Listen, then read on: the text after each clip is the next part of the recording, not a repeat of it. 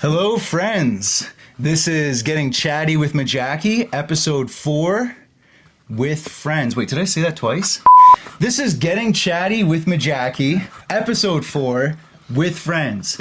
And today I have my first guest. This is Robert Giroux.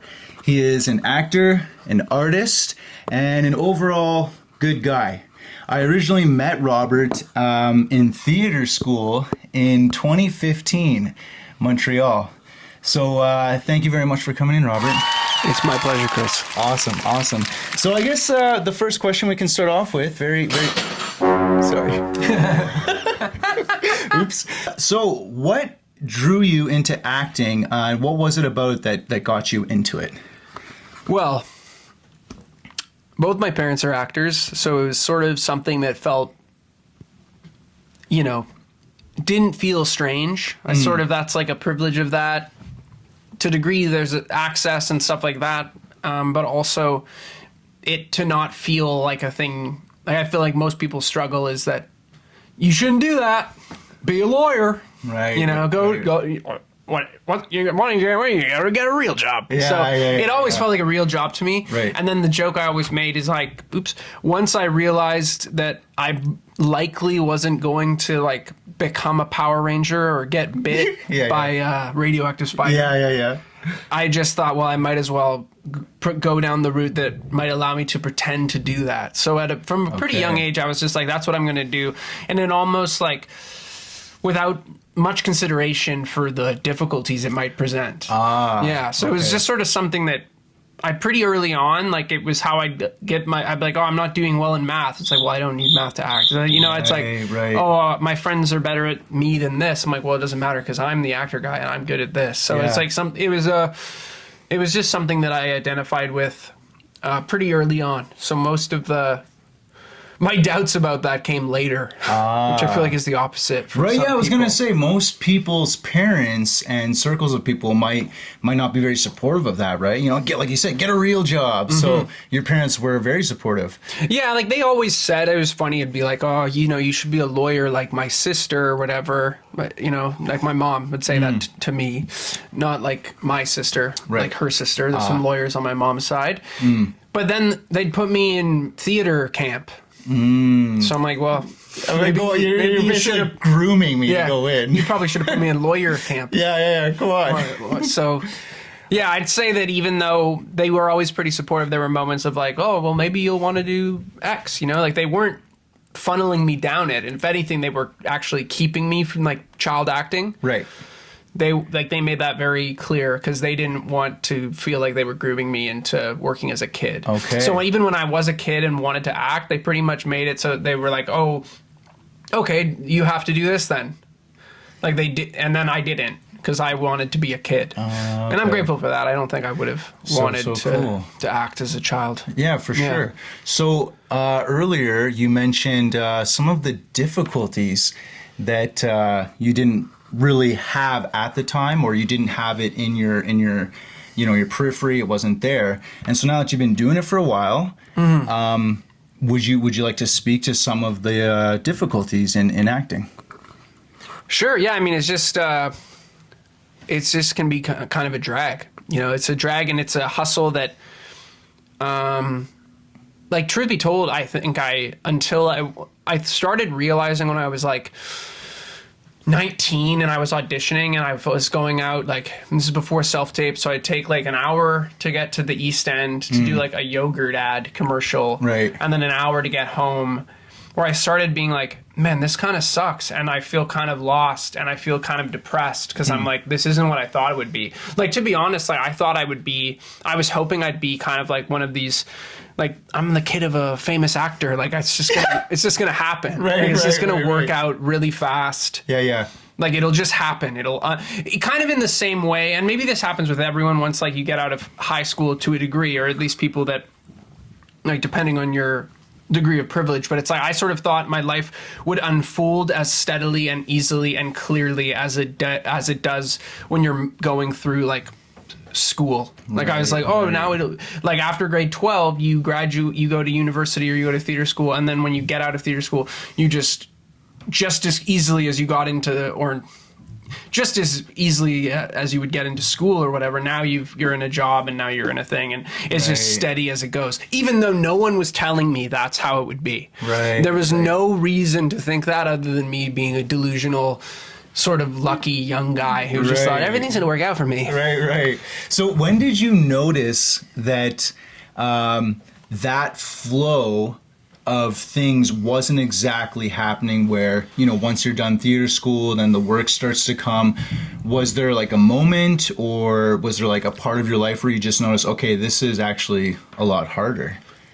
Yeah, almost immediately. Because it's like before I did theater school, I did like some acting classes and had an agent and stuff. And it just was like, it wasn't happening. And I was spending a lot of time working in restaurants and, just being a young guy, a young kind of sad, lost kid, which I think is sort of par for the course of being like a late teen to early 20s. Right. On some level, that's like you think this is the best time of your life, and it actually is not. Right. Like maybe if you're super wealthy or lucky, but I feel like for most people, that's actually a very turbulent time. Yeah. And then you add in being an artist. Yeah, and struggling to figure out where you're going to fit in that. And pretty quickly. But I was always in proximity to people like doing well or people that were further than me. So I was like hopeful, but it was like, oh God.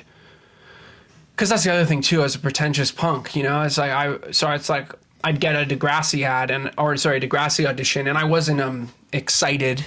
Right. I was like, yeah. Which again is stupid, because it's like, if I had a different mindset then, or, that worked, maybe, it could lead to other things. But I guess, again, wanted to like be doing the best, coolest shit. Right out the gate. Of course. And I think it's just mental health issues. I'm not really sure. But I'd say pretty quickly, I just noticed, I'm like, oh God, this is so hard. And you have to know what you want to do. And I still feel like that's a perpetual unfolding of doubt and insecurity. For sure. Even now, like even having had some stuff happen here and there, like obviously COVID nuked the whole industry, theater and film. For sure. So everyone experienced some degree of like, what am I doing? Yeah. But even still, it's like, I even talk to people that are working more than me and working more consistently. And, if you really get them in if you're really talking person to person, they don't feel the security. Wow. Because they're like, I have 2 theater contracts back to back or something. But then it's like, and then I guess I'll apply to work at, Scottibush or something. Like I have to get back to serving. Like, what am I going to do, Yeah. So I'd say pretty quickly it became clear. Because it was something too, like I say, I expected it to unfold that way. That isn't what my parents or anyone I knew in the industry were telling me. Like everyone's like, so you sure you don't want to do something else? Yeah. Yeah. Scottibush, pretty swanky restaurant for those who don't know. It's pretty good. I've been to the one in Whitby. I don't think I've ever been to a Scottibush. Honestly, Really? I blanked and meant to say Earl's. Or no, Krabby Joe's. Oh, Krabby Joe's. But all those sort of, the for kind sure. of institutions that are outside of major motion of cineplexes. Yeah, for sure. That you go to every now and then and you're like, wow, it's amazing how like just decent this is. Right. So you see, it goes quick. Yeah. You did mention something. Maybe I'll ask one more follow up with what you're sharing, if that's okay. You mentioned mindset when you were younger, and with your approach to a certain kind of audition. So I'm just curious if, going through the challenges of being an actor, did the mindset eventually change to, maybe where you're at now, and has that helped you? Yeah, I'd say it's still a struggle for me to have, and this is separate. This can be separate from acting specifically, Right. But to be like, that's definitely a point of focus for me, is trying to be more optimistic. Okay. And more like excited generally about possibilities instead of like stressing about the lack of them. Right. I just feel like one is like more manifestorial, or more is a more of invitation to, basically good energy is going to bring about good things. For sure. Negativity, cynicism. Yeah. is more of a destructive energy. I think it's important because when people aren't cynical enough, I just think they're, a little a little drab. Yeah. Something else almost came out there. Yeah. I saw your lips go in a certain way. You're projecting. No, it's funny. Okay, it's me, folks. It's just me. It was funny though. Yeah. Okay. So we're going to take a hard left turn here. I'm going to go with a different kind of question here. And you just tell me if you feel like, answering this one. How do you deal with self-doubt when no one's watching? Badly, probably. Oh. Okay. No, I don't know. Self-doubt when no one's watching? Mm-hmm. Well, if I'm trying to, if I'm being good about it, I'd probably be, writing my journal, trying to build healthier habits. Oh, you journal? No. Oh.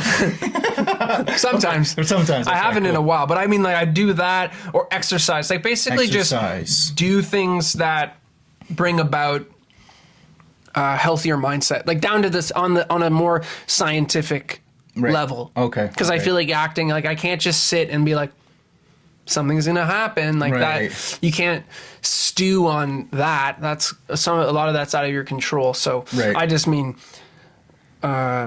I'd probably say the best remedy for self-doubt is building self-confidence. And when it comes to, if you're not getting the affirmation you want in the career you have, I'd say that that's definitely what I've found is the best. Just having healthy habits to lean on, because the alternative of dealing with self-doubt badly would be unhealthy habits, which I've also done too. Yeah. Okay. But for me, I'd say that's how I've been, and it's been working, and it's pretty straightforward. It's get your sleep and drink enough water and don't eat too much junk food. Yeah, and all those are all very important. Yeah, for sure. It's just a laundry list of the good, boring things you should do. Yeah, I know. It does help. But they're consistent. They're good, right? They're good to help. Very cool. Let's see. How do you feel about this one? What are you unlearning right now? Similarly to what I just said, I'd say I think I'm actively trying to unlearn my just any kind of negative, destructive thought patterns. Mm-hmm. So whether that's self-loathing related things, or just insecurity or worrying too much about what other people think, it's just being getting outside of some kind of basically I'm just unlearning how to spiral, I guess. Right. Because I find even when I'm I've been feeling pretty good, pretty mentally well, I'd say, generally speaking. But once I think I have undiagnosed ADHD, so if I'm if I'm just I can just kind of buzz and not do much. So I think, again, similarly, instead of sleeping in or buzzing or being anxious or freezing, it's exercise, go do this, go do that. What can we do? What am I going to eat for dinner? What can I make for dinner tonight that I'll have more shit in the freezer? Right. Whatever. Right. So basically, that's what I'm just unlearning. Basically, I'm unlearning a lack of self-love, I guess. I don't know. Something like that. No. That's totally fair. Thank you for sharing. Hey, my pleasure. Let's see. Okay, how do you feel about this? Sure. Who are you becoming that scares you a little?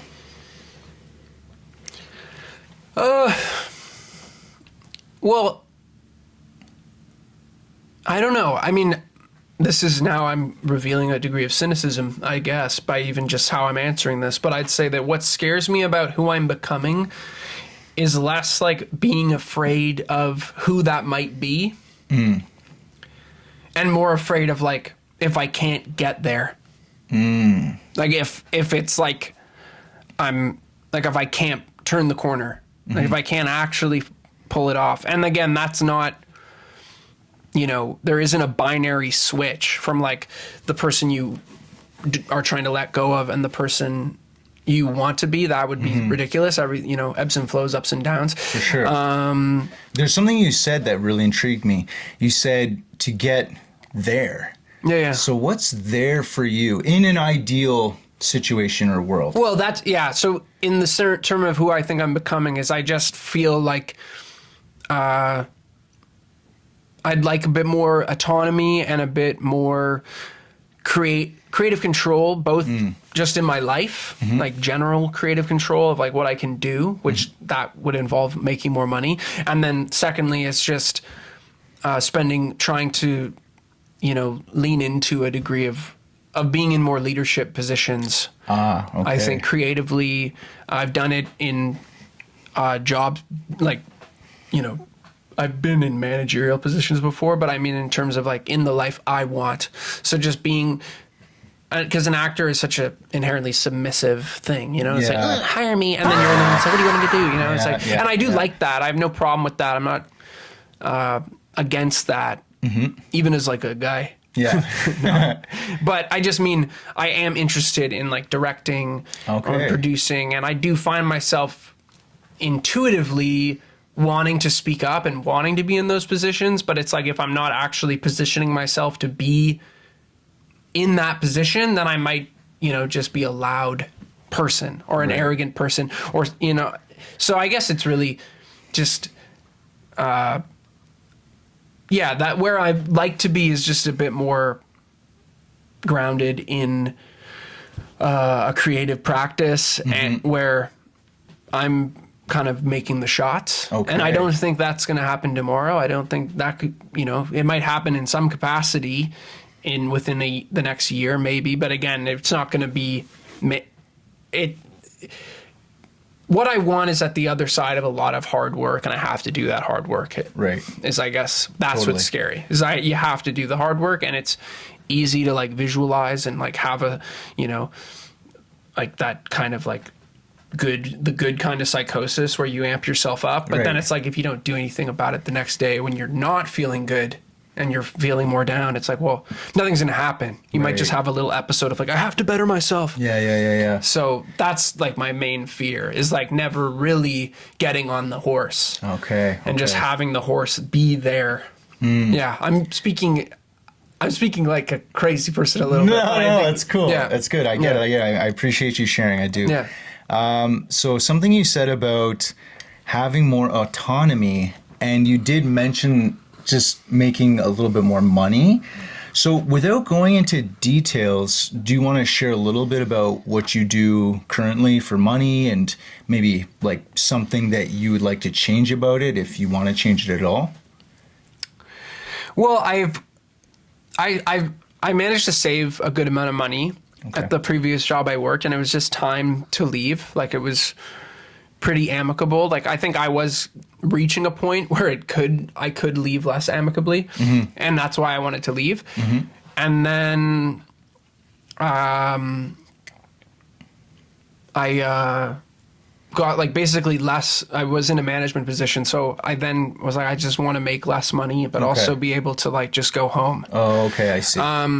So I'm still doing that. It's not working too much, but I've had some success acting in the fall. Nice. So that kind of has allowed me to have this bit of like this interim period where I'm figuring stuff out. Because again, it's like I was making a decent amount of money to survive. Like, it's nothing to brag about, but it was enough for me to feel pretty comfortable and not have to worry too much about money at all. Right.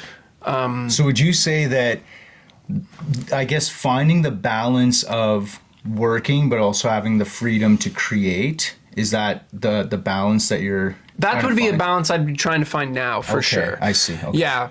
And with that, then hopefully lily padding to some kind of like I'm just working in a creative field. That would, that's which again, dream big, shoot for the moon and see where you land. Yeah, bud, the moon, baby. Let's freaking go. Yeah. Right on. Okay, well, we're getting close to our time here, and it's been going really good. I appreciate you being here. Here's a couple more questions to get right towards the end here. I appreciate it. Here's one. What advice would you give yourself 5 years ago? It'd probably be pretty similar to everything I've been saying. Yeah. I know. I think the audience might even get ahead of us here and go, "Oh, he's gonna say the same thing again." He's gonna say be a little more positive, which be a little more positive. In a way, worry less about what people think of you. I've been developing a theory now that you're always holding on to two things. So even though I felt like I was really trying to be my own individual and would take strides to like confirm that for myself and to others, it's not that it was inauthentic, but I just mean that I think despite what I was performing, I probably did care more than I'd like to admit about what other people think. Okay. So I think it's like, just try to be good for you, and also just fucking, man, like 5 years ago was probably the very start of when I was like realizing like I think I need to do all the things I was saying, exercise, eat, like that was like the beginning of this chapter. So I'd probably just be like, yep, you're right. Now do it faster. Right. Because I think I was dilly-dallying a bit, which again, whatever, that's how it played out. That's how my story's unfolding. So I have no regrets. It's not about that. I just say if I could, Ghost of Christmas past myself, I'd be like, dude, you're on the right track and you need to, you can do it. You can do it. You can do it better. Awesome. Yeah. Really, really cool. Okay. Well, one last question here, or at least for now, what's one truth you've learned the hard way?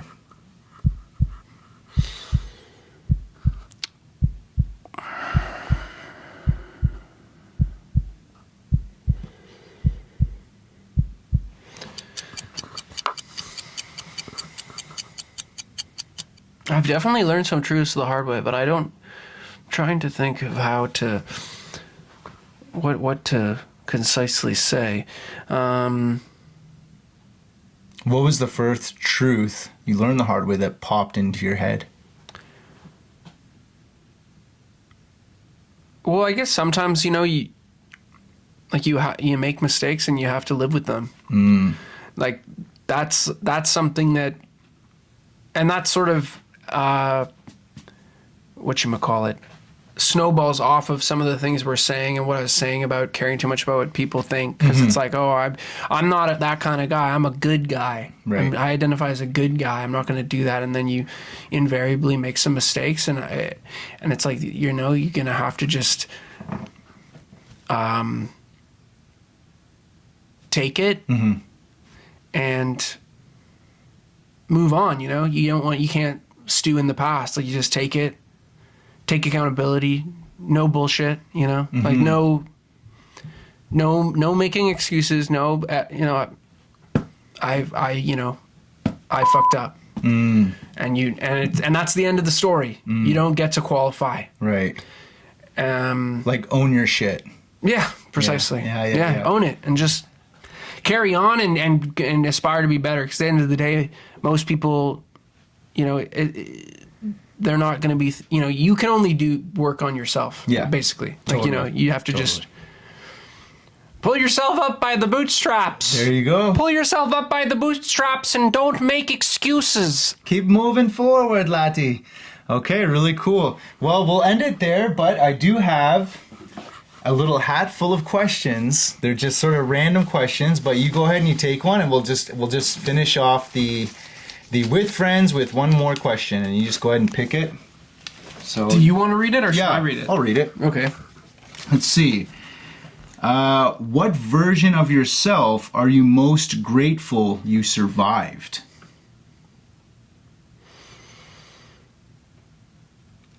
Well, I mean, honestly, I just feel bad because I feel like everything I'm saying is like just the same. Do you want to pull another question? Yeah, just pull another one. I mean, I'll tell you, it's like, I'm really grateful that I figured out all the stuff I just said. Hey, it's all good. We got more questions. What is it? Well, here, you read it. Okay. What's something you're proud of that you don't talk about enough?